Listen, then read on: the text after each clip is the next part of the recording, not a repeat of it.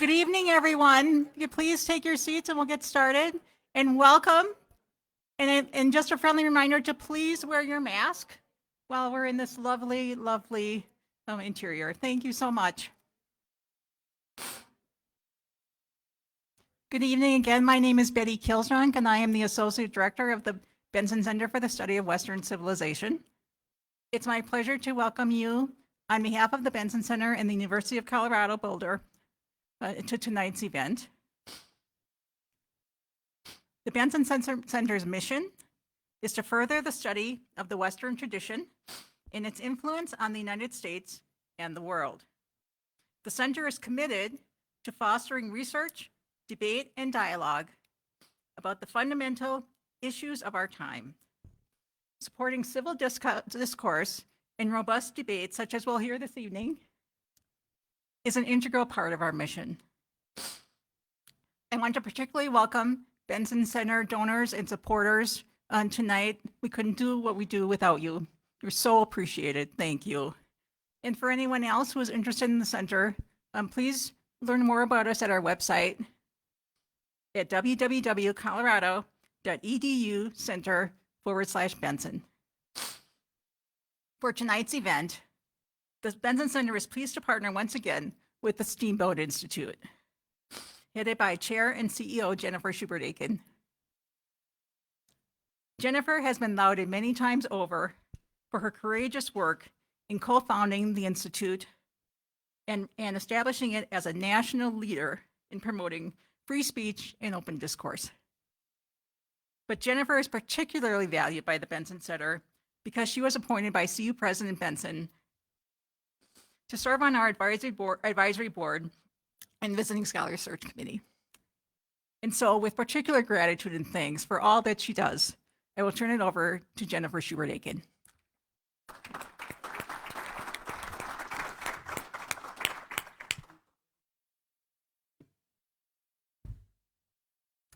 Good evening, everyone.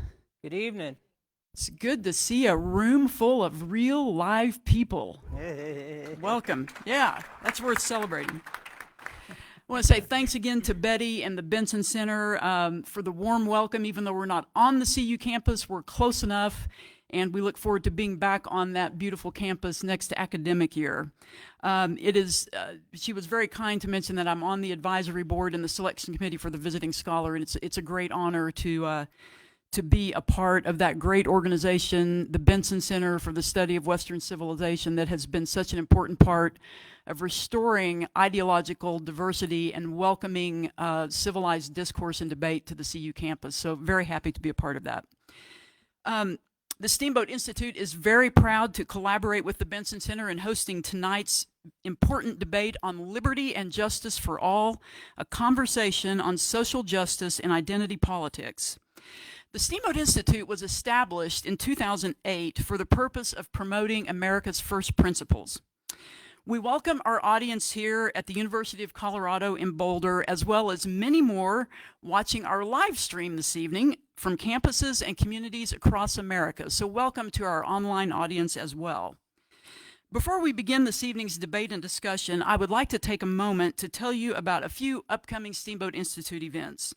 Our 13th Annual Freedom Conference will be held August 27th and 28th at the Beaver Creek Resort, which is located about 2 hours west of here near Vail, Colorado.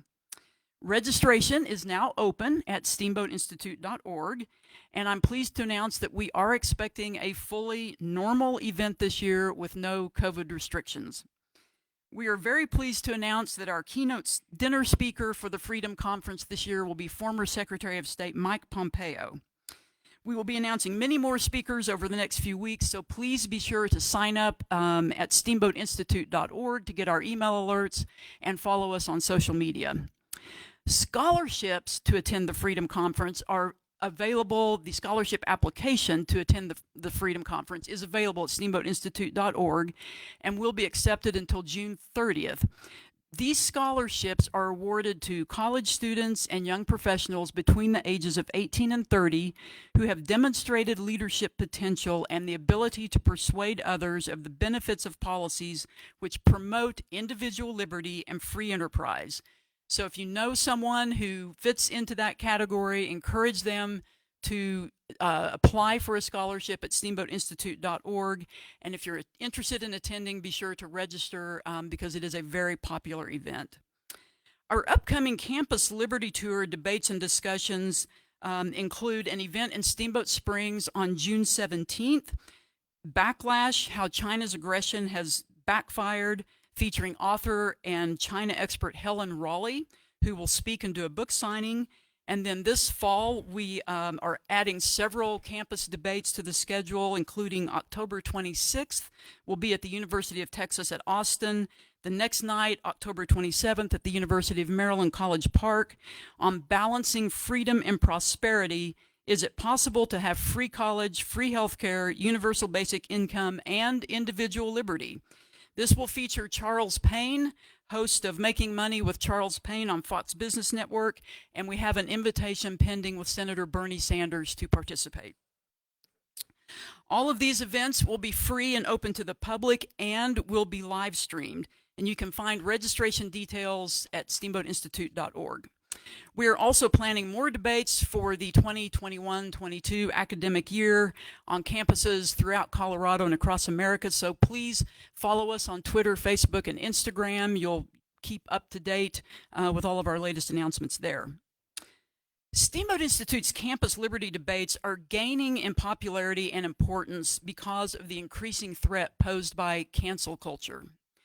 While cancel culture seems to be taking over, Steamboat Institute takes the opposite approach. We encourage free and robust debate of even the most contentious issues. This is how students and all of us develop critical thinking skills and avoid falling into the trap of living in echo chambers. One of my favorite quotes is from John Stuart Mill, which is, "He who knows only his own side of things knows little of that." As a 501c3 nonprofit, nonpartisan organization, Steamboat Institute depends on the generous support of many individuals, businesses, and foundations to bring you these thought-provoking debates and programs, including the one this evening. I would like to thank the following major sponsors of our Campus Liberty Tour debates. They are Judy and Robert Newman of the Newman Family Foundation, Gary Cooper of Cooper Steel in Nashville, the Woodford Foundation for Limited Government, the Hatton Sumners Foundation in Dallas, the Lined and Harry Bradley Foundation, the Anschutz Foundation, Adolph Coors Foundation, Jack Roth Charitable Foundation, the Snyder Foundation, the Strake Foundation, David and Nell Box in Georgetown, Texas, and Irene Johnson. I would also like to thank our media partner, Media DC, which publishes the Washington Examiner, as well as the Denver Gazette and Colorado Politics, and also Ross Kaminsky, host of the Ross Kaminsky Show on 630 KHOW and iHeartMedia, for helping to promote this evening's discussion. And now it's my great pleasure to introduce our speakers and moderator for this evening. Donna Brazile is former chair of the Democratic National Committee, adjunct lecturer at Georgetown University, the King Lecture Chair at Howard University, and a Fox News contributor. Aside from her beloved New Orleans, Donna's passion is encouraging young people to vote, to work within the system to strengthen it, and to run for public office. Over the past 20 years, Donna has lectured at over 125 colleges and universities on such topics as inspiring civility in American politics, race relations in the age of Obama, why diversity matters, and women in American politics. Donna has received honorary doctorate degrees from Louisiana State University, North Carolina A&T State University, and Xavier University of Louisiana, the only historically Black Catholic institution of higher education in the United States. Welcome, Donna. Thank you. Thank you. Thank you. Jason Riley is a columnist and editorial board member for the Wall Street Journal, where he began his career in 1994. His popular weekly column, Upward Mobility, has run since 2016. Jason is also a fellow at the Manhattan Institute and a Fox News commentator. Jason was the 2018 recipient of the prestigious Bradley Prize and is the author of several books, including his most recent, Maverick, a biography of Thomas Sowell. A native of Buffalo, New York, Jason is a graduate of the State University of New York at Buffalo.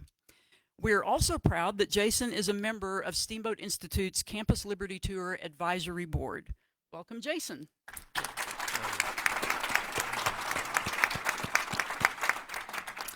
And our moderator this evening is Patrice Onwuka. Patrice is a political commentator and director of the Center for Economic Opportunity at the Independent Women's Forum.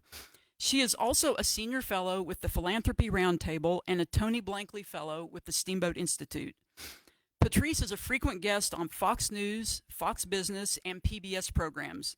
She hosts a column called The New Agenda for Black Women on Newsmax and is a contributor to the Washington Examiner and The Hill.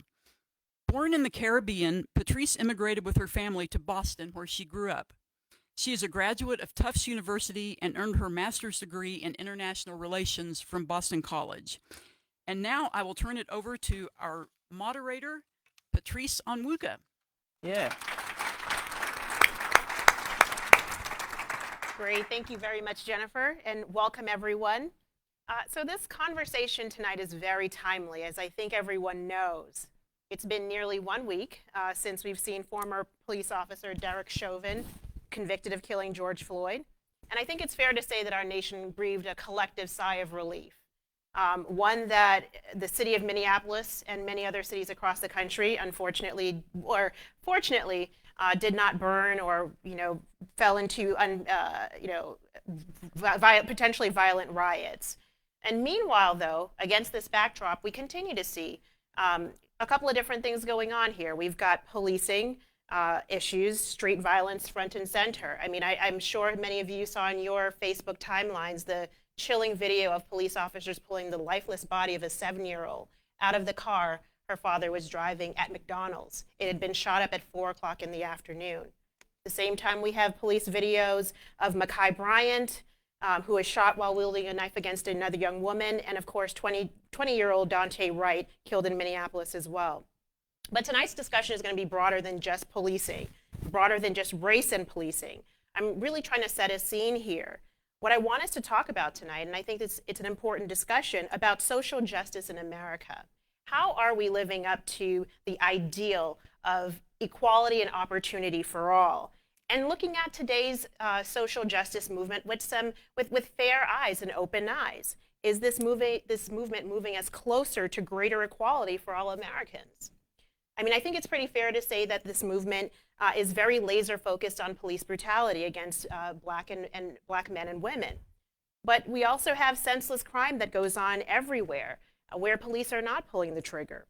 And beyond just policing, which we're not just going to focus on tonight, but beyond policing, there are so many other issues affecting the minority community. We've got rising crime, high unemployment, faltering home ownership rates, educational gaps, which were acutely came into a focus because of the pandemic, and of course, health disparities. So, I think about the fact that minority children are potentially a year plus behind because of the pandemic. And many of these kids are kids who are already struggling in schools that were failing before. So tonight we're going to discuss the current social justice movement. How does it compare to the civil rights movement of the 1950s and 60s? And importantly, I want us to move forward.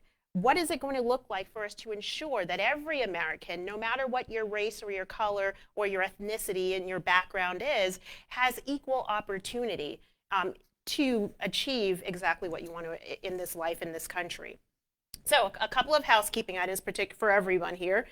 Number one, the layout for tonight. Donna and then Jason will each provide a few opening remarks. They'll kick off the discussion. And then I'll be asking them some questions where they'll be following up with each other. Then we will take plenty of questions from the audience, both the audience online as well as the audience in the room. So there are two ways for you to submit questions. If you're in the room, you'll see on your tables a paper with a QR code on it. You can scan that and submit your question that way. If you're online there are ways for you to submit questions. And then third housekeeping item, we are taking a poll. We want to understand how you feel, what your perception of the social justice movement of today is and how it compares to the civil rights movement. So use, again, the QR code in front of you if you're in the room today, or if you're online, you can go on onto where you're watching. There should be a link for you to answer the poll question. And we want to see how this conversation maybe changes, or maybe it doesn't change your perception. So with that, I'm going to open the floor. Donna, please come and share some remarks with us. Thank you so much. I'm Catholic, so if I get a chance to speak behind a podium, I take advantage of it. Now, my sermon is going to be very long tonight. I'm going to do like those Baptist preachers, Jason. I'm going to start low, go slow, rise high, strike fire, and then sit my ass down. But don't worry, Patrice. I'll make it as good as possible. It is so good to be out of Washington, D.C., even for 24 hours. And to be able to walk the streets without my mask on and smell all of this good mountain freshness. You know, when I went home to Louisiana, you know, we have 4 seasons: shrimp, crab, crawfish, and oysters. And unfortunately, I couldn't smell any of them. So I took my mask off and I started eating everything just to catch up on the last year. But thank you all. Thank you, Jennifer. Thank you, Betty. Thank you, Steamboat Institute and the Benson Center, the University of Colorado, for inviting me, and Jason. And I want to thank Jennifer in particular, because at the time she reached out to me, I had not been vaccinated.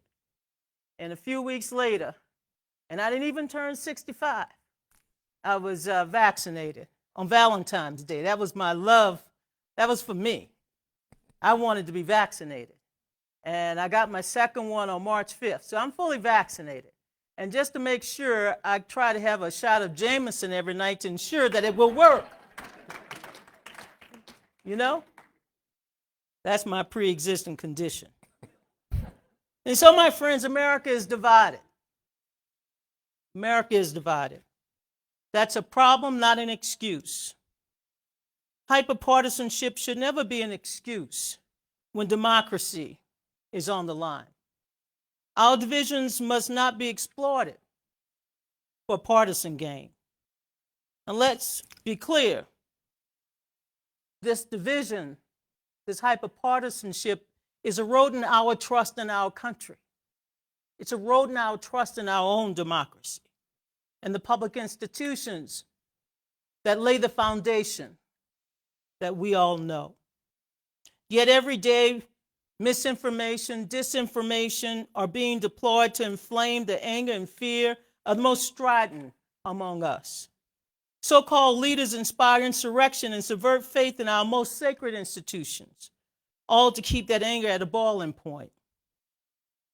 Meanwhile, the governing party is left to deal with the state of perpetual crisis: mass shooting, public killings by police officers, gang turf battles, domestic abuse, illegal crossings at the border, and so much more. A grievance politics of imagined slights and non-existent election fraud is purposefully stoked, while those with legitimate grievances about 400 years of oppression and violence are portrayed as agitators and criminals who might hate their country. Social justice movement begin because the legitimate pain is too hard to bear.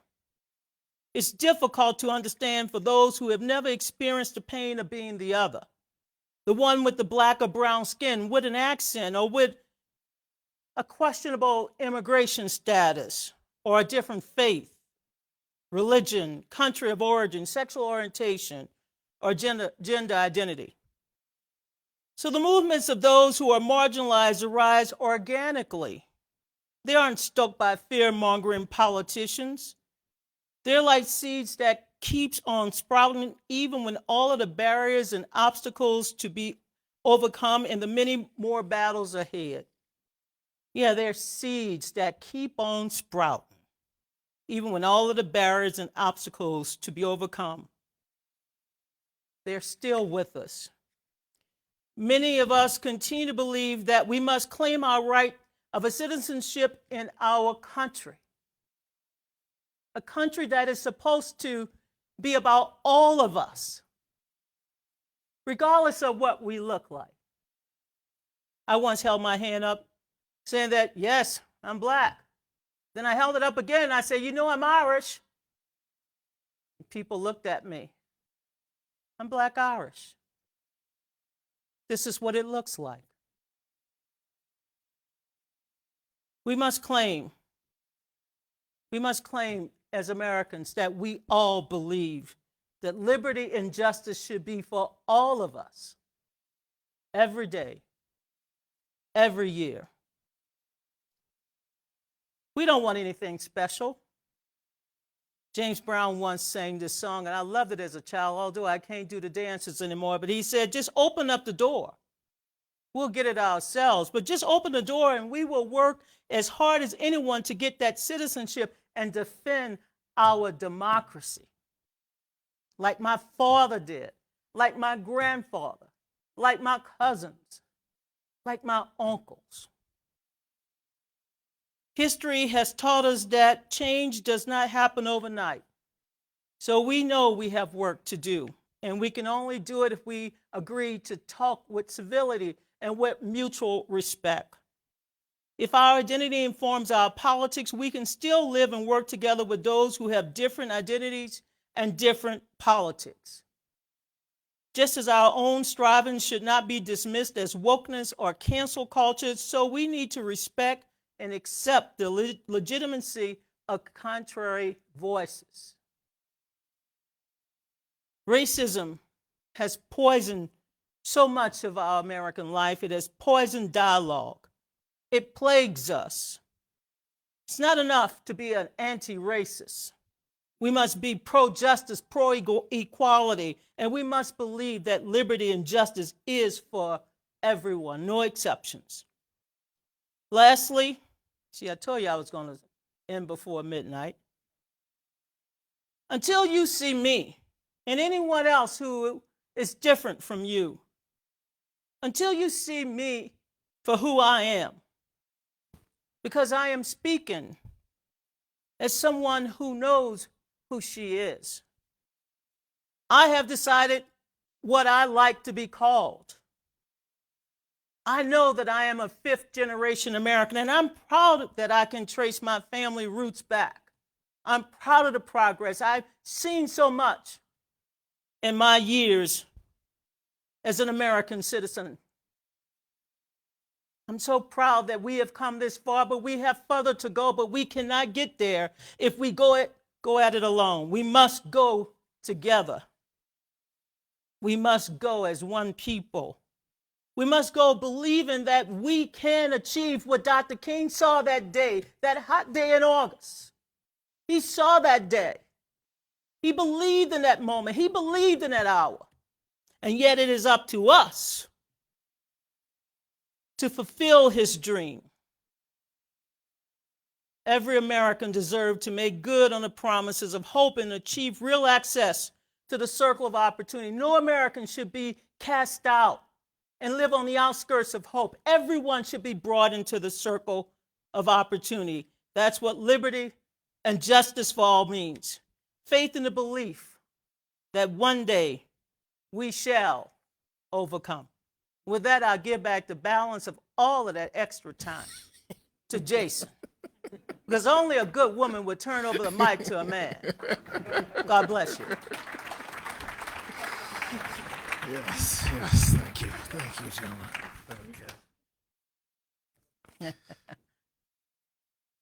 Okay. I also want to thank the Benson Center. Excuse me. I also want to thank the Benson Center and the Steamboat Institute for having me today and for that introduction. And thank all of you for taking some time out to be here this evening for this discussion. I thought I'd just spend a few minutes giving a very quick answer to the question that Patrice put to you and to the people watching online about how the social justice movement today compares with the movement of the past. Donna invoked Dr. King, and I thought I'd do the same through a personal anecdote. So a few years ago, I wrote a column in the Wall Street Journal on the prevalence of violent crime in poor black neighborhoods. And in the column, I used a quote from Dr. King, who once said to a black congregation, quote, "Do you know that Negroes are 10% of the population in St. Louis and responsible for 58% of the crimes?" King said, "We've got to face that. We've got to do something about our moral standards." He said, "We know that there are many things wrong in the white world, but there are many things wrong in the black world too. We can't keep on blaming the white man. There are things we must do for ourselves." Now, after the column ran, a number of readers contacted the paper and accused me of making up the quote,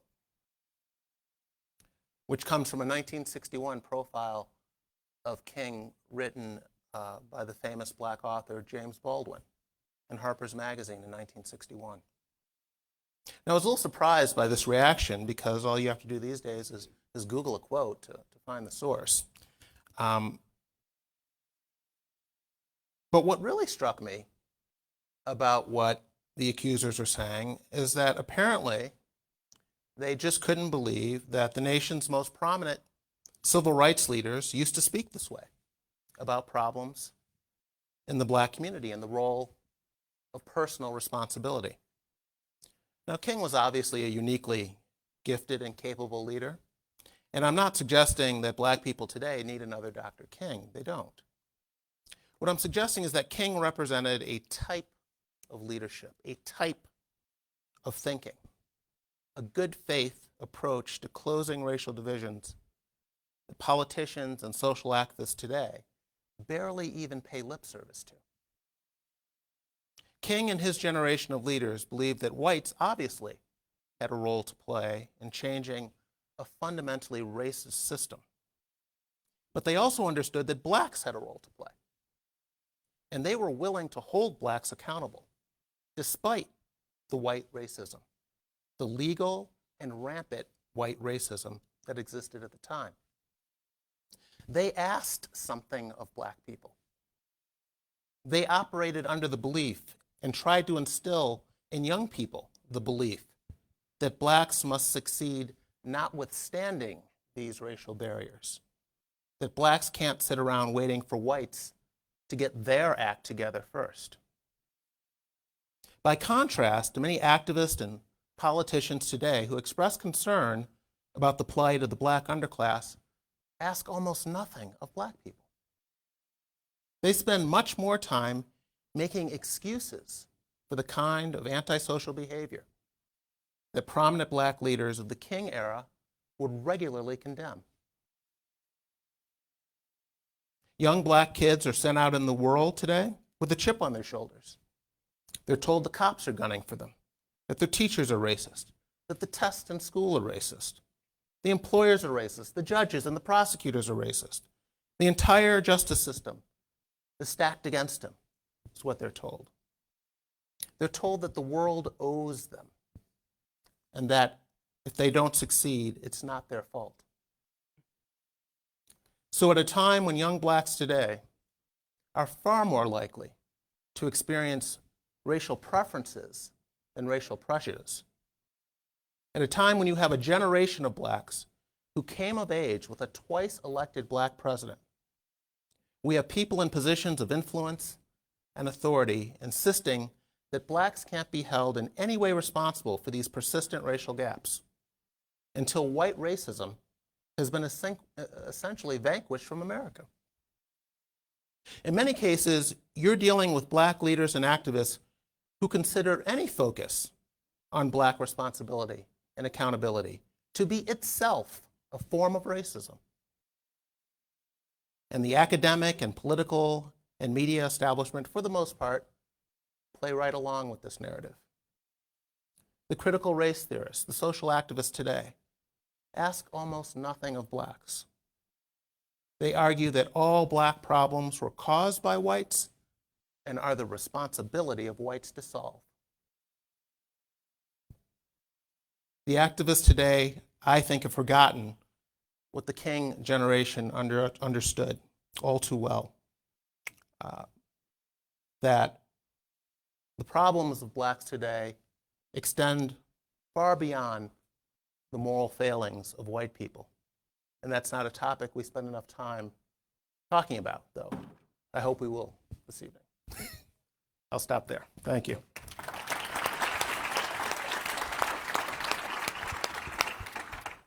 Great. Thank you both for your comments. I'm looking forward to a nice, passionate, and civil discussion tonight. So, Donna, I'm going to pose the first question to you. I think Jason touched on this a little bit, but we have seen, civil rights leaders like John Lewis embrace Black Lives Matter and the social justice movement in general. But, for example, Robert Woodson, for example, reject it. He was also part of the civil rights era. How do you contrast BLM and the overall social justice movement with what we have seen in the past from the civil rights era? I think we heard from Jason, but I'd love to hear your response. It's two different generations, two different eras. I mean, I grew up, I would say, at the height of the civil rights movement. I respected the leadership that came as a result of that movement. Many of them came from the Black church, and Christianity formed much of the language and the spirit of that movement, nonviolence. Basically, it was more of what would Jesus do? It was a generation that spoke in universal language. Civil rights, after all, was not simply about bringing Blacks into the system. It was eliminating barriers faced by everyone. The other part of that movement came from the leadership of the traditional historical civil rights organizations, many of them born in the period following slavery, a period that they wished to put the past behind so that the present could be the subject of the day. Now, that generation faced violent protests, death. That generation faced bombing of churches, hanging, lynching. And nevertheless, they kept on marching. They kept on believing that through their work, through confronting the system, they could achieve the goals that they sought by eliminating Jim Crow, which was legal segregation, apartheid, however you wish to describe it, and fulfilling the other part of that American dream, opening up doors, home ownership, creating a sustainable environment. That is the generation that I came out of. Today's generation is one that believes in the fierce urgency of now. Their leadership is not church-based or church-centered. These are organic activists that many of us don't know their names until we see them before a camera, if we get to see them. They don't have the structures of the civil rights organizations, the chapters, although they are being developed and they're being built. But this generation believed after the election in 2008 of Barack Obama that things would change. Things would change not just in their lives. They're not asking anybody, to leave the room. They're asking people to scoot over and make room for others. And yet they believe that this country is not moving fast enough and quick enough. Now, I want to address something, because there's often this stereotype that somehow or another poor Black people and others are to blame for their misfortunes. That's simply not true. Nor are poor white people to blame for their misfortune. Remember this theory, the outskirts of hope. When you are not involved in the day-to-day of making decisions that impact your lives, of being involved in the policy making, in the decision making, your communities are left out. Your voices are diluted. You're marginalized. We have crime, just like we had a crack cocaine problem that we treated as a criminal justice issue. I know I'm diverting. But we have an opioid crisis that we treat as a health problem.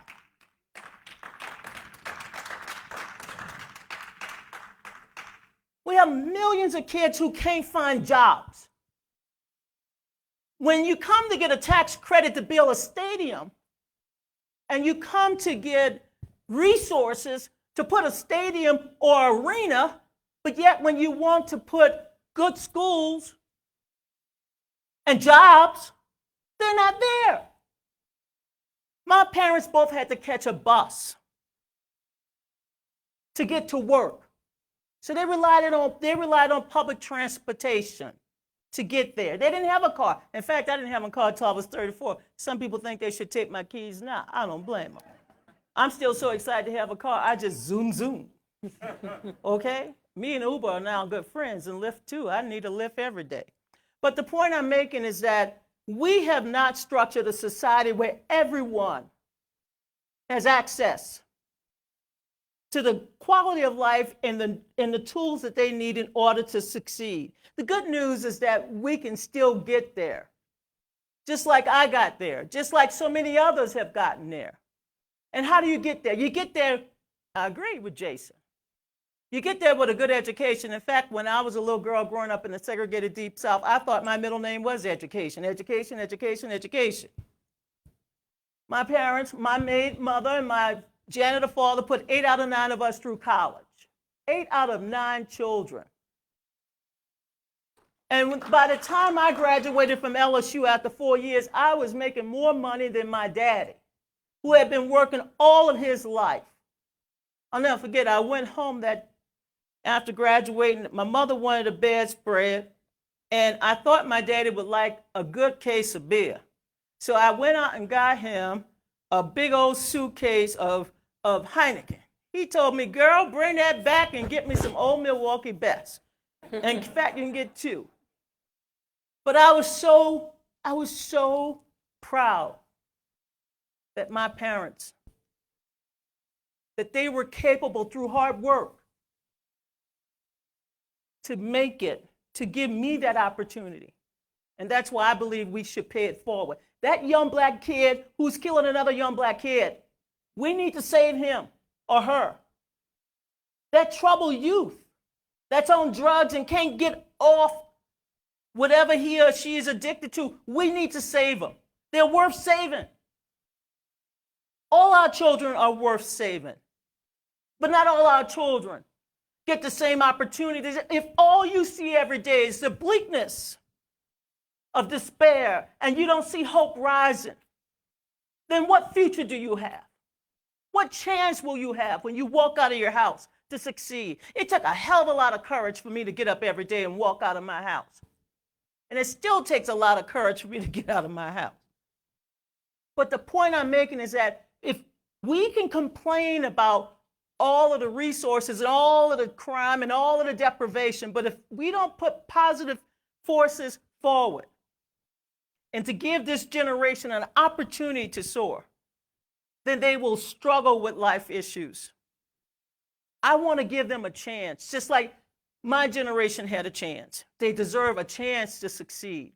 And with that, I'd stop talking because I know I talk too much. I tell you I'm Catholic. I like to talk.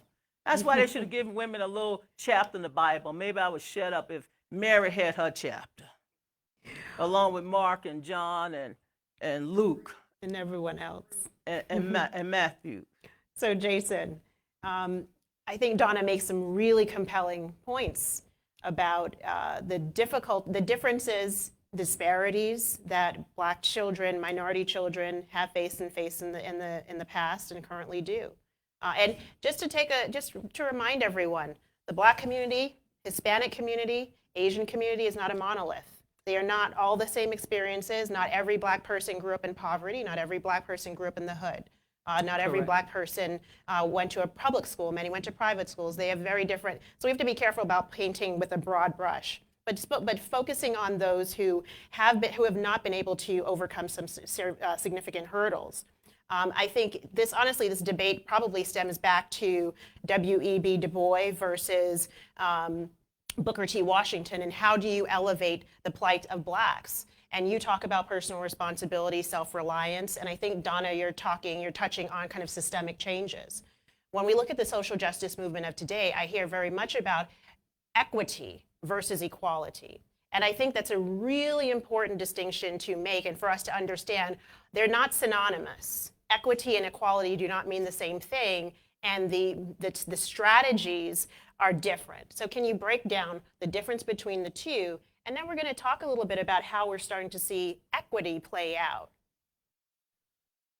Well, I think there's a lot of conflation of issues going on here. I mean, you brought up the Booker T. Washington, W.B. Du Bois debate, which there are some ways that conversation is still taking place today. But both of those men were seeking fundamental rights for blacks. That battle has been fought and won a long time ago. The problem with the social justice activists today is that the civil rights battles were fought and won in the 50s and 60s.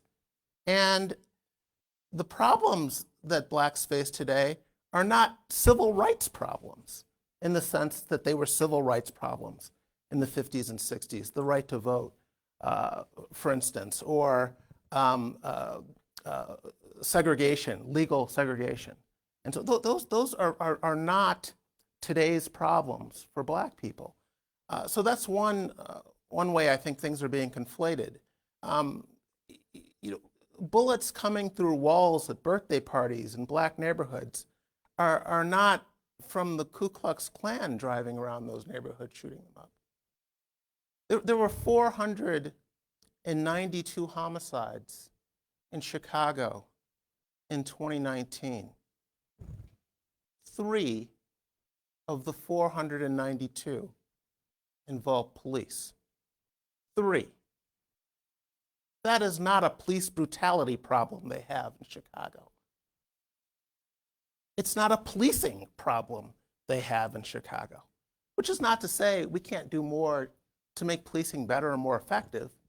But the idea that we are having a national conversation about policing when 3 out of 492 homicides involve police is a little off the mark.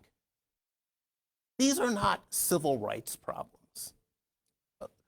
This voting debate in Georgia recently, do you know that black voter registration in Georgia is higher than white voter registration in Georgia?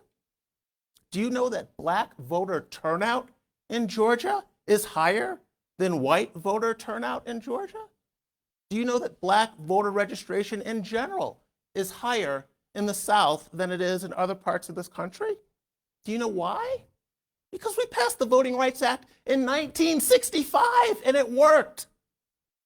In 1964, black voter registration in Mississippi was about 6%. 2 years later, by 1966, just 1 year after the Voting Rights Act passed, it had climbed to 60%. The civil rights battles have been fought and won by the right side, as far as I'm concerned. The idea that we are trying to shoehorn today's problems into that model is where I'm in fundamental disagreement with the social justice activists today. I'll stop there. Just a reminder to the audience, we have a poll question and we want you to submit your questions. We're going to be taking them shortly, so please be submitting them. You've got your QR code or you have a link online. Donna, you shook your head pretty strongly there in response to some of the things Jason said, so I'll give you a moment to respond. I think there was a natural bridge from the civil rights struggles of the past 50 years and what I call the transition to economic empowerment, giving people the opportunity to open up and create small businesses, et cetera, which is an engine of how we create wealth and home ownership and the like. we still have issues of civil rights and insurance, issues of civil rights and banking, issues of civil rights in so many other areas that I hope that we can continue to make progress on. After all, if we make progress, it's good for the country, it's good for America.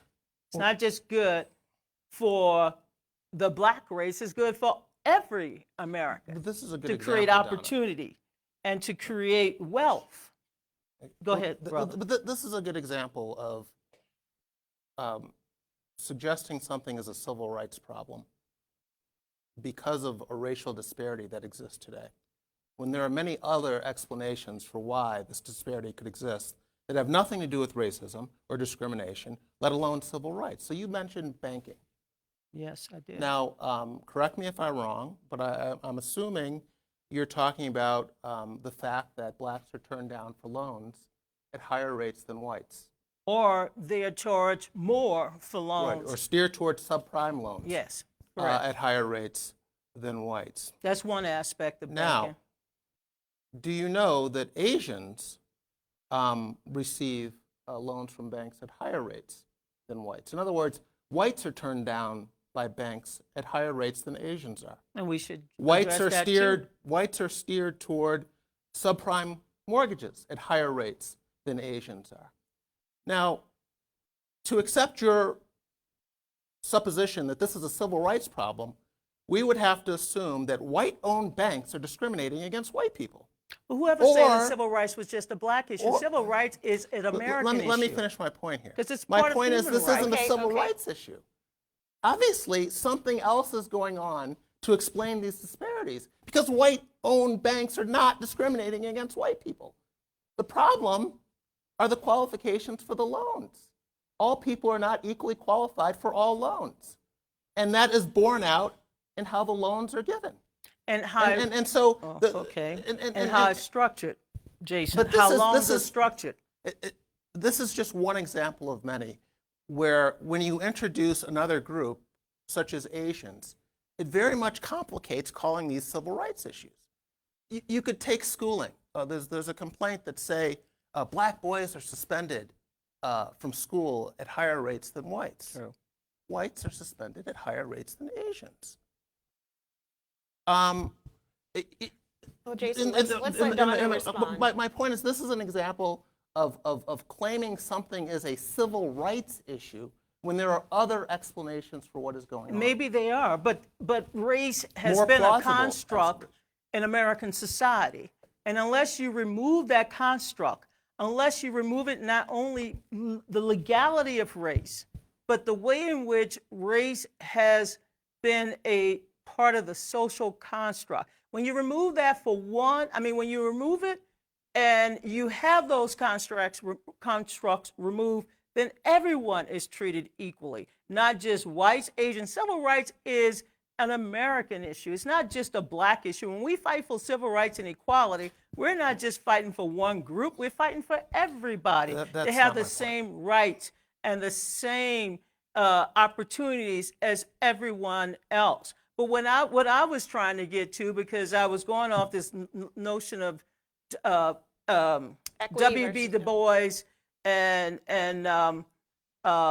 Booker T. Booker T. Washington, I keep thinking about, if you look at that whole period of life, and W.B. Du Bois referred to the talented 10, but that transition that Dr. King and that generation, and we say Dr. King, but there are so many others, Roy Wilkins, Thurgood Marshall, because they had a multi-tier strategy and approach of dealing with segregation, of dealing with the inequality in the law, and making sure that we could remove all barriers, not just to blacks, but later in the women's movement, we removed barriers so that women could get credit cards, that women would not be able to get fired because they were pregnant. Sexual harassment and came under that rubric of the Civil Rights Act of 1964, Section 7. So it's not just limited to blacks when we're saying civil rights. It is about freedom and equality for all people, all Americans. That's it. Well, what else is being conflated here is the assumption that unequal outcomes is evidence of discrimination. And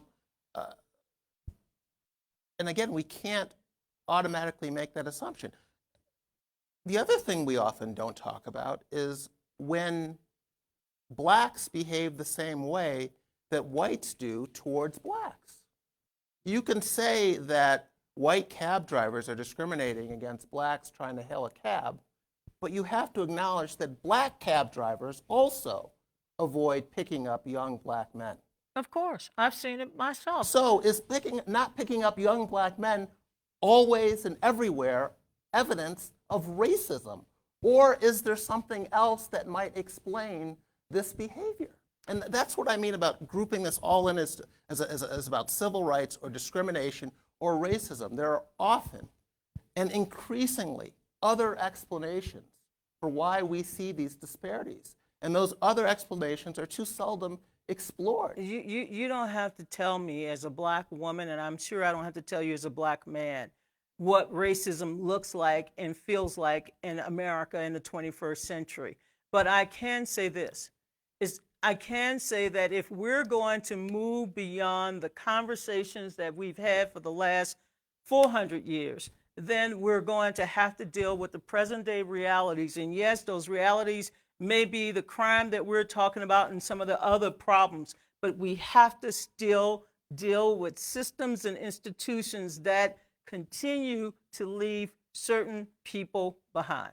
So picking up on that point. I mean, when we put money into certain areas, we call it an investment.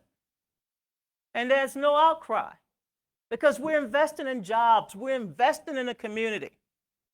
But when we see money spent in other ways, that's being thrown away because those people will never, ever accept it. I mean, we need to understand the language that we're still using is in itself insulting.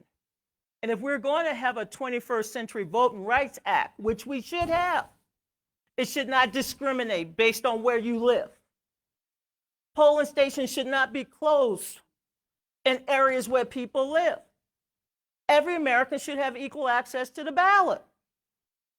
There should not be 2, 3, 4 hour wait in some neighborhoods and no wait in others. Donna, black voter turnout in 2008 and 2012 exceeded white voter turnout in America. As a proportion of the population. And black women, 75% of black women are registered to vote. I know because I've done a lot of work in that arena. If the black vote I've done a lot of work in that arena, Jason. Where is the evidence? The evidence is in when you see, there was a bipartisan study that President Barack Obama commissioned, and Ben Ginsburg and Bob Barr talked about how faulty voting machines are put in certain areas and other areas get better voting machines. When you talk about the progress we've made from 300 black officials to over 10,000 today, that was a movement, a civil rights movement, and a justice movement that went out and registered people to vote.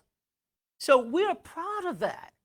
But just because they're voting in record numbers doesn't mean that their polling site should be 10 miles from their house. Not just record numbers, at higher percentages of the people who are supposedly oppressing their vote. And why you think that number is today in Georgia? Because Stacey Abrams in 2014 made it her focus to raise money and to remove barriers and to get people registered. But I'm saying, Jason, is that we could do it. No American should be denied the right to vote. No American. I think regardless. I would think we can all agree that no one should be denied the right to vote. Now, state laws, states determine what their laws are when it comes to voting practices. We are well aware of that. And but I want to pick up on something you were talking about, and this is more of a way forward as we start to think about taking the audience questions. I'm going to circle back to my question about the difference between fighting for equality, which means everybody has an equal shot, regardless of the outcomes, versus equity, which is preferential treatment for some to, I guess, level the playing field. And let me give you an example of how this is playing out. Maybe you heard about this on the news in Virginia. I believe a school system is considering eliminating math advanced placement classes as a way of leveling the playing field, potentially, and you can do the research for yourself, but potentially because there are not enough students of color, maybe. And we're seeing this trend. I've seen it in Boston where I attended school growing up. Is that the way forward to achieve equality by preferential treatment? No, well, the short answer is no, because we've been trying preferential treatment for more than 40 years now. Affirmative action is not a new thing, and we have some natural experiences, and experiments, I should say, about how it has played out where it's been tried. The University of California system is one example that comes to mind. After voters there in 1996 ended race-based admissions in the University of California system, black graduation rates went up, and not just by a little bit, by more than 50%. So did Hispanic graduation rates. And they also went up, the number of degrees that these kids were earning in the more difficult fields like math and science and engineering also went up after racial preferences had been ended in the system.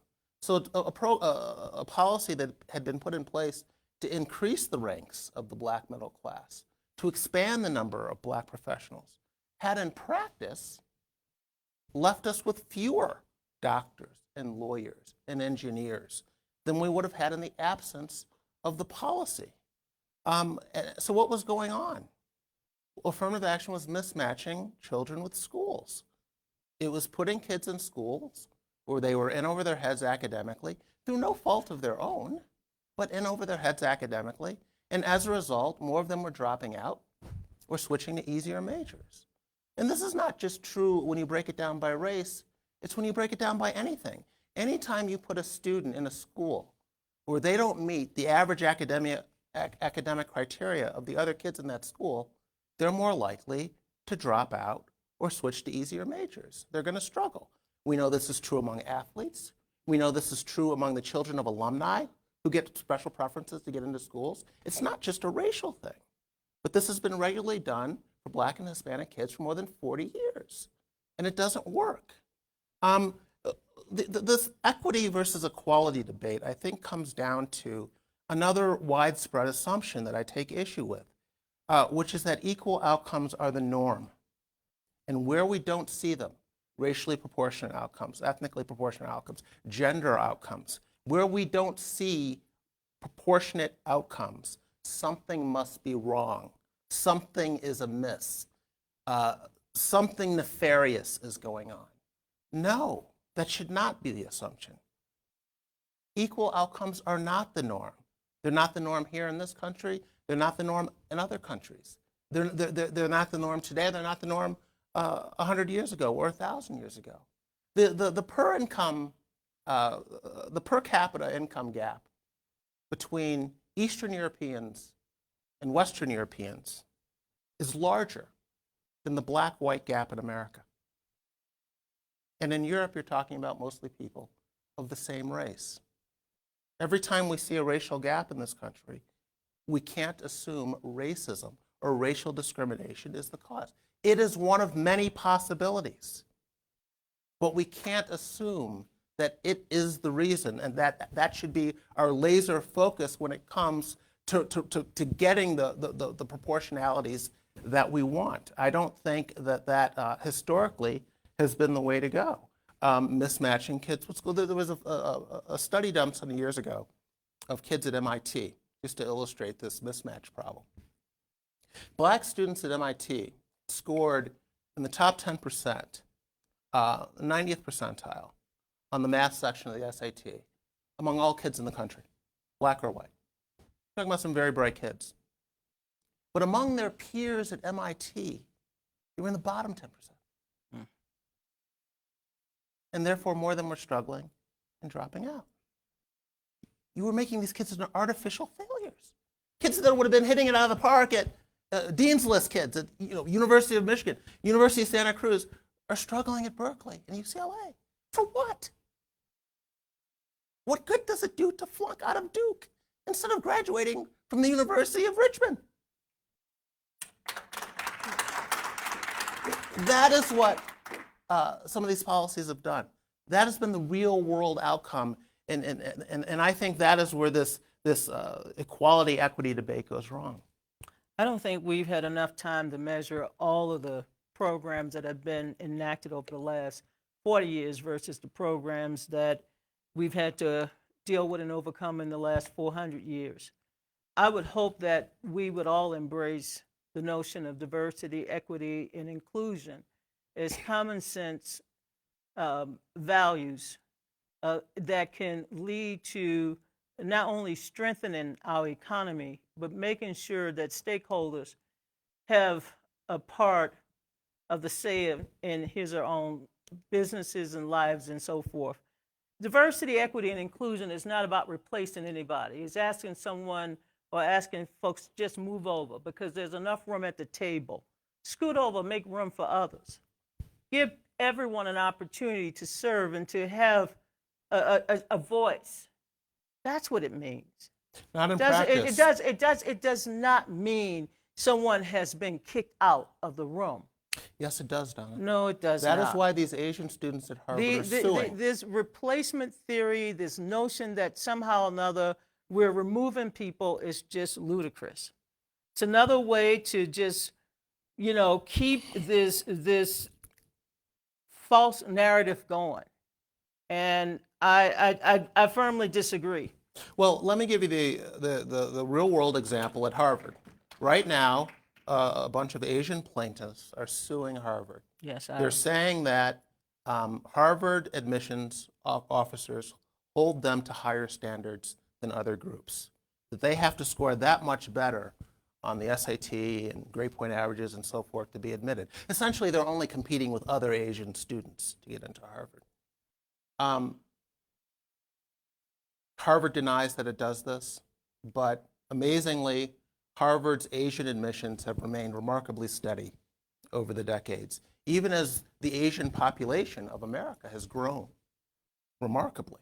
Asians are the fastest growing immigrant group in this country.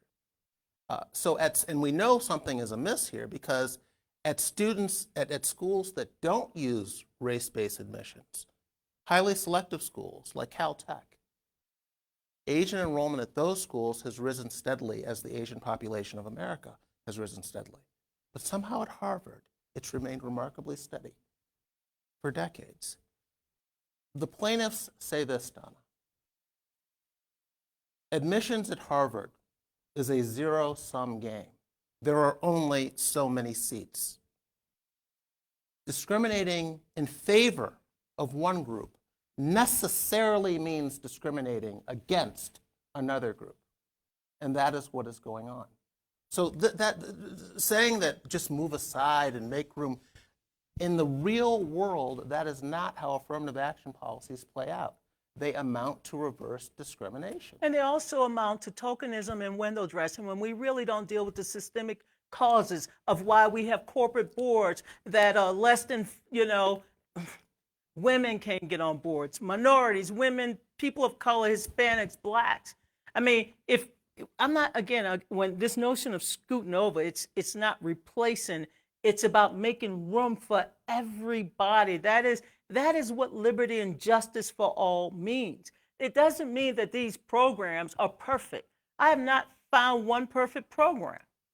Even the Clean Water Act is not a great program. There are still dirty water and dirty pipes because of when they set the sewer lines. Some people got the pipes that cracked and had the lead put in them, and they had no resources to get those pipes, quote unquote, removed and new ones installed. So we have to work at what I call a more perfect union. It will not come as a result of us critiquing one program that was aimed to open doors, but perhaps some of the people couldn't get in and others found themselves still excluded. Well, I'm not saying it's perfect, Jason. I'm saying that we got to try everything. If we want to rid this country of some of its systemic problems, chronic problems, because all we're doing is recycling this conversation every 2 to 3 years. Well, what I'm saying is that's all I'm asking. There's a difference between saying there aren't opportunities and people not availing themselves of the opportunities or readying themselves to take advantage of the opportunities. And I think in terms of blacks in this country today, the latter is the far bigger problem. And that's why I see limits to the Booker T. Washington debate analogy, W.B. Du Bois debate analogy. I think today we are dealing with a fundamentally different problem, which is not that opportunity doesn't exist, but that enough blacks are not readying themselves to take advantage of the opportunities that do exist. These schools are bending over backwards to get black kids. Companies are bending over backwards to hire black workers. There is a pool problem. You're not supposed to talk about it, but there is a pool problem. And you get at that problem not at the level of when the SAT test is taken. All eliminating the SAT test is going to do. You were talking about the Virginia situation where there's this attack. It's not just the SATs. There's an attack on standardized testing right now for grade schools, for high schools, for colleges, and the move is the test is producing racially disparate outcomes. So let's get rid of the test. All the test is doing is measuring where people are. They're measuring disparities. Getting rid of the test won't get rid of the disparities. Wherever we want black people to go in this country, we need to get there from where we are now. Not where we hope we are or want to pretend we are, but where we are now. The tests are only telling us where we are now. You get rid of the test, you're just obscuring where we are now.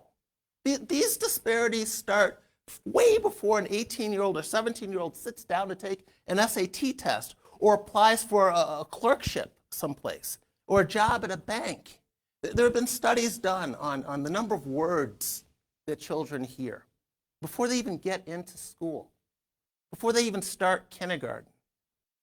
Studies have shown that, for instance, a child of professional parents will hear about 2,100 words an hour. A child of working class parents will hear about half that, around 1,200 words an hour. And a child of, these are words spoken at home to the child. And a child of parents on welfare will hear about 600 words an hour. And it may not seem like a huge disparity, but what it means is that after a period, the child, a 10-year-old child of parents on welfare, will not have heard as many words as a 3-year-old child of professionals. And that's regardless of race. Regardless of race. Okay, cool. Regardless of race. The race factor comes in is that the disproportionate number of blacks on welfare. But there are these more whites disparities- on welfare. Disproportionate number of blacks on welfare. But these disparities start at a very young age. And you are not going to correct that when the kid is 17 on the SAT or with a few remedial classes freshman year at MIT. It's not going to work. You have to start addressing these much, much sooner. So let me pick up on that because I'm now turning to audience questions and online as well as in the room. This is the first question and it's perfect. In 1965, and Donna, I'm going to kick this one to you. Okay. At the height of the civil rights movement, the Moynihan Report, that might be a familiar term to some folks, the Moynihan Report referenced the rise of single-parent black families as a central issue. It's been 55 plus years, yet no one wants to discuss the far-reaching impact of the destruction of the black family. Why? You can tackle that, but I'd also want you to tackle the role of family and what role that the black family plays today and how it's changed, because when taking it to the social justice movement, there's a redefinition of what the black family looks like.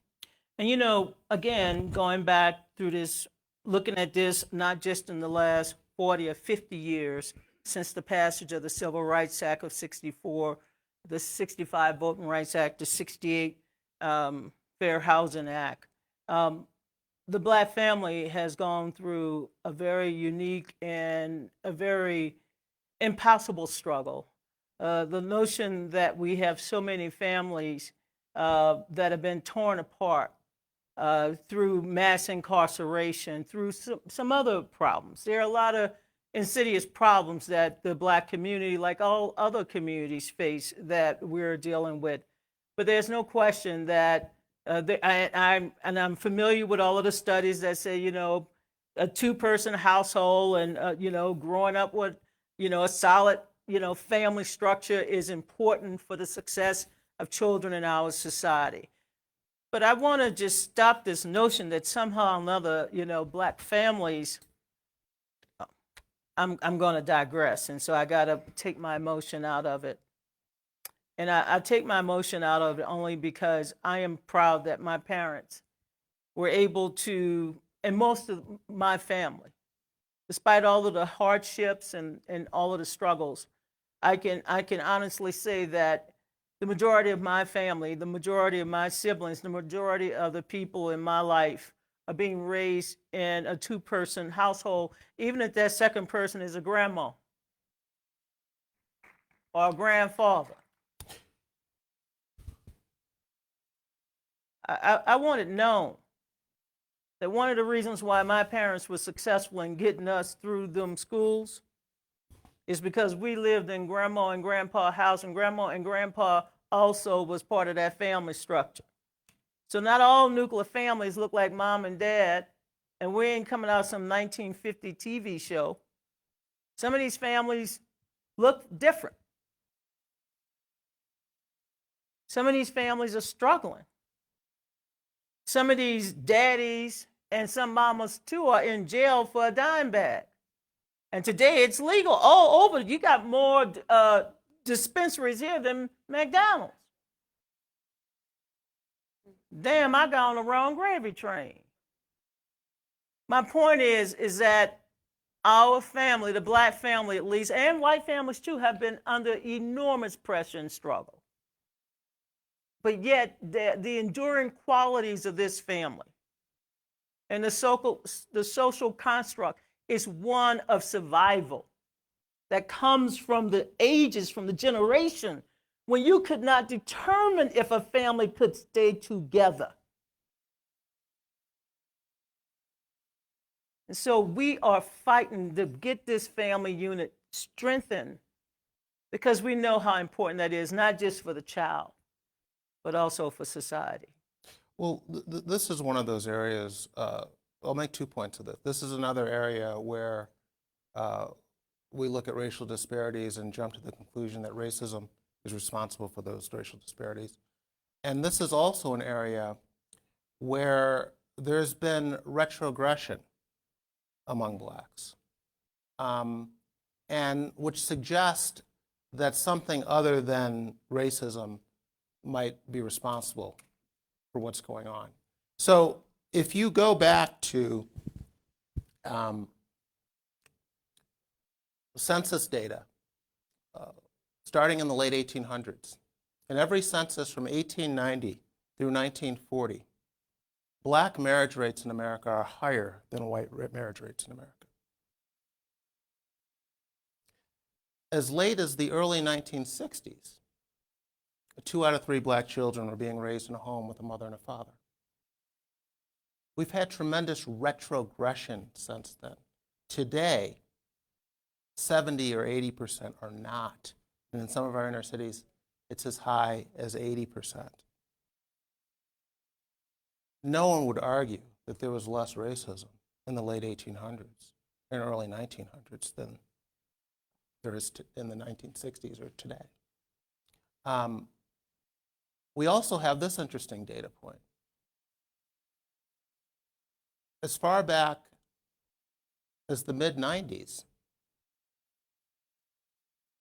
married Black couples saw a poverty rate in the single digits in this country. For most Blacks, or for Blacks as a group, I should say,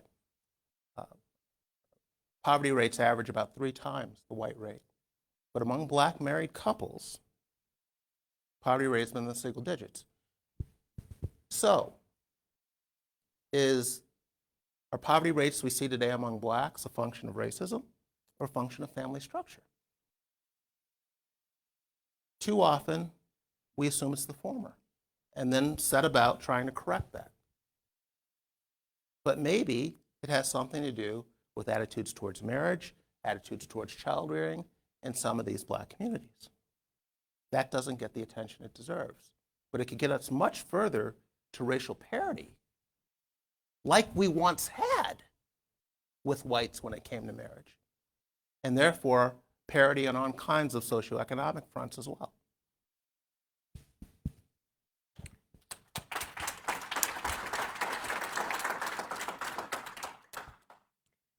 Donna, would you like to respond, or I can move to another similar Well, question? we'll get another similar question. Okay. So I talked about the black community not being a monolith, different experiences. I'm an immigrant, and I think when you look at the black community, and this question speaks to this, is that black immigrants have a different experiences compared to those who trace their ancestry to slavery in this country and beyond. So the question, this country has a race issue. Immigrants from the continent of Africa systemically experience the same level of discrimination as those who have ancestral African American heritage, but why are they doing differently? And maybe Jason, have you done any research on this? Sure. You have to be careful with comparisons between blacks and immigrant groups, including other black immigrants. Immigrants are what economists refer to as self-selecting. And so you're not getting the average person from the country, from the source country. You're getting someone who has already shown they have a certain amount of initiative, can-do spirit coming here. And those people are going to tend to do better, regardless of what color they are or what ethnicity they are. You've had that phenomenon in any number of racial and ethnic minority groups here in America. But it does say something, it does push back a little bit at the all-purpose explanation of racism for racial disparities. In other words, if the employer won't hire blacks because they're black, why are black immigrants able to secure these jobs? If the bank won't lend to blacks because they're blacks, again, why is the black immigrant able to secure these loans? So it is useful in that sense as a sort of pushback against that racial disparities explain racism argument. But you have to be careful in how you. The one point I will make about immigrants, and some people don't like black immigrant comparisons, particularly with European immigrants, and they're not perfect. They're not always apples to apples comparisons, but it doesn't mean we can't learn anything from the experience of other groups, particularly other groups that have been discriminated against and so forth. And so I do think it's useful to go back and look at immigration. But let me just expand on this a little bit. One of the, I think, missteps of the civil rights movement in the 1960s is what happened after the passage of the Voting Rights Act. Donna mentioned earlier how she said something like 300 elected officials to 10,000 or something like that. There's been a tremendous explosion in black elected officials in this country. The promoters of the Voting Rights Act thought that black political power was the answer to inequality in this country. If we could just get more of our own in office, the rest will take care of itself. We got this Voting Rights Act, we will just be on cruise control now. And the number of black elected officials exploded in this country. There were fewer than 1,500 in 1970. There are more than 10,000 today. You've had blacks running largely black cities: New York, Los Angeles, Chicago, Detroit, Philadelphia, Washington, D.C. But if you look at the economic progress of blacks in these cities, how did blacks do in Marion Barry's, Washington, D.C.? How did blacks do in Sharp James's, Newark, or Coleman Young's, Detroit? The black poor became worse off. I'm not saying it's because of black politicians or black political leadership. They became worse off under white political leadership too. The point is that political power did not lead to the economic advancement that the civil rights movement thought it would. And I think to some extent they took their eye off the ball, which goes back to the King quote I made earlier about self-development. Integrating political institutions became the priority. And I think what suffered was that focus on black self-development. And there are no shortcuts to that self-development. And the reason I mention this in connection with the question about immigration is because one of the groups that blacks in this regard seem to have modeled themselves on are the Irish. The Irish that came in the 1800s, the middle 1800s, in the late 1800s and the early 1900s were tremendously successful politically. You had Irish-run political machines in your Philadelphias and your New Yorks.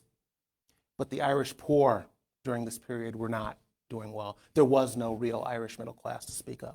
It wasn't really until the decline of these political machines that you saw the rise of the Irish middle class in America, to the point where today the Irish are above average in home ownership and earnings and educational achievement and all the rest. Which is so, and my point here is that political power can get you there eventually. It's just been proven by history and the history of other groups to be a much slower route than pursuing economic power first. If you look at the group that is hitting it out of the park today, economically, academically, and so forth, it's probably Asian Americans. How much political power do Asian Americans have in this country? Who are your Asian American leaders that have been necessary to pull the Asians up from poverty? So again, different groups have followed different paths. There aren't perfect apples-to-apples comparisons, but we can learn something from the experience of other racial and ethnic groups in this country. I agree with only 1 or 2 points from Jason, and that is blacks have modeled some of their political power on what I often would refer to what I call boss politics. Okay? I mean, for those of us who've had to come through the political world, and I've had to come through it, boss politics. I mean, if the boss thought you were good enough to be the secretary in the party, you were the secretary. If the boss thought you were good enough to run for office, you ran for office. If the boss thought that you would treat the community that you came from with respect, you got their back and you got their money. That's why less than 4% of the American people have run for office. 4%. Pew study. So I recognize that, but Dr. King started talking about the ballot as part of the struggle that the community needed back in the 1957. Remember, the Montgomery bus boycott started right after Rosa Parks sat down in December of 55. So by 1957, Dr. King gave a great sermon on give us the ballot so that we can fill the halls of state legislatures and city councils and town halls and Congress with people who would also represent and be the change makers. So he saw political activism as a part of civil rights, as part of giving back to your country, as part of your civic engagement. And I don't believe, as someone who started knocking on doors at the age of 9 to get a candidate elected to build a playground in our community, we had no playground. There were no playgrounds on the side of the tracks I grew up. On the side of the tracks, most black kids. And so we advanced that cause through our political participation, and getting people to register to vote was explaining to them that as taxpayers, you want to have a say in what's happening in your community. You know, I live in Washington, D.C. I got 5G on my neighborhood. Take out my cell phone, I have 5G. I've been zooming. I am so zoomed out, I can't even explain it. But as I leave my house and drive down 16th Street in the direction of the White House over to the Capitol, I still have 5G, or at least 4 bars. By the time I leave the United States Capitol, which is about 5.9 miles from my house, and I go toward the Anacostia River, I have one bar and it's LTE. Now, maybe that is a function of, quote unquote, the capitalistic system of which I'm a part of, right? Maybe that is a function. We're going to the people who are using our services. Yet you will find, study after study, that more Black people are using broadband, using this technology, and yet they don't have access to the same kind of broadband that I have and those who live in the quote-unquote smaller part of Washington, D.C., what I call the inner heart of D.C. I live off of 16th Street, 3.3 miles from the White House. I calculated when Obama got in the White House, just in case I had to run down. And when Trump got in there, when I had to run away. Although I knew him more than I knew Barack Obama, which is another thing. My point is that civil rights is human rights, and we should all have access to 5G. We should all have access to the kind of internet and broadband. We can't ask our students to excel at a time when they're being told that they can't go to school and they have no access. They have to go sit in the car or go sit outside of a Starbucks or a McDonald's just to connect.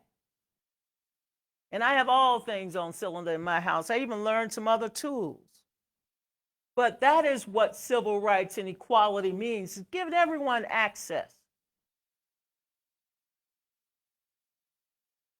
The taxpayers pay for it, the companies pay for it. We are taxpayers. We all pay for it. The customers, of course they do. But these customers are also majority Black and brown with these devices. I'm not just talking about the big devices, I'm talking about these small ones too. So, can you believe the time has gone by already? No. I think everybody wants to continue, but maybe we'll have to do this again. What do you think, Donna and Look, Jason? I'll hang out with Jason any day. Well, why don't I we? learned so Feeling is much mutual. from his Feeling is brilliance. mutual. We're on Sunday shows, but I learned so much. And while I don't have every stat in my head about who's getting in and who's not getting in college, I'm so glad LSU took me. And as I often say, my body got me into college, my brains got me out because I was an athlete and I had a partial scholarship, and so I was able to go away a few miles to LSU, the state, the state big university.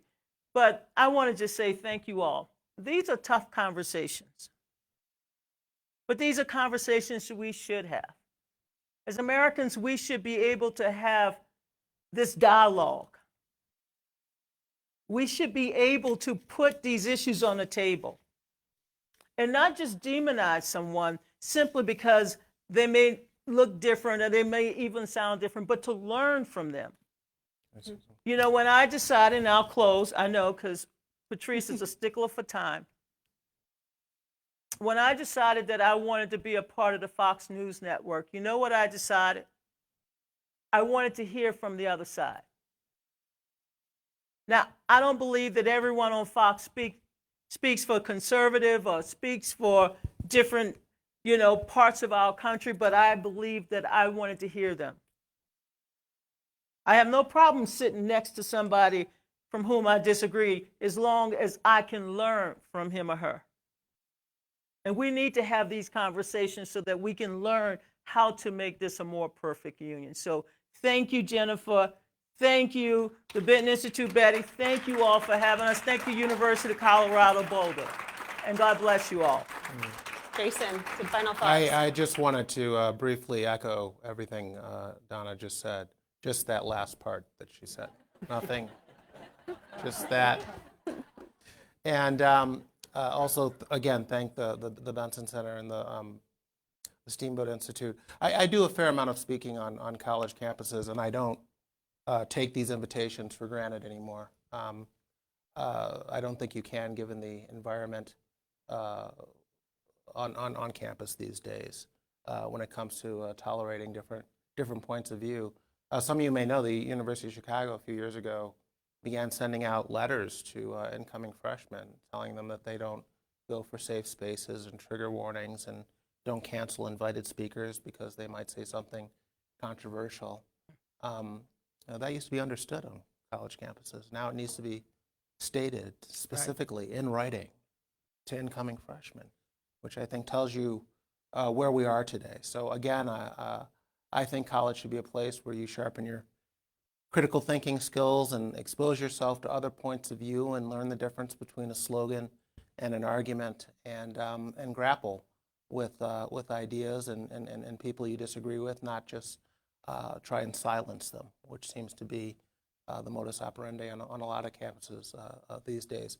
Not only among the students, but with the support of an increasing number of faculty and administrators, I might add. So thank you again for doing this. I appreciate it. Great. Well, as Jennifer comes up, please feel free to take the poll question one more time. I want to know if your perception in answer to the question has changed, but thank you so much for hosting us, and hopefully we'll be doing this again sometime soon. Thank you. Yes. I know from earlier it was at the start. So the question was, is the social justice movement of today the same as the civil rights movement of 1950 to 60? And 83% of you resoundingly said no. Only 4% of you said yes, and a few were undecided. Let me see if I can pull this up very quickly for you.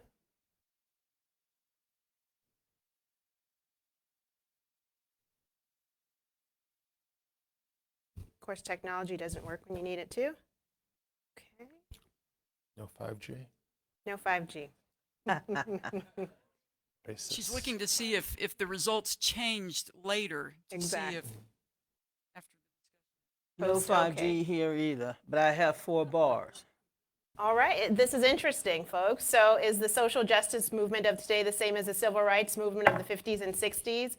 Now, 92% of you say no. So some minds were changed from 82% to 92%.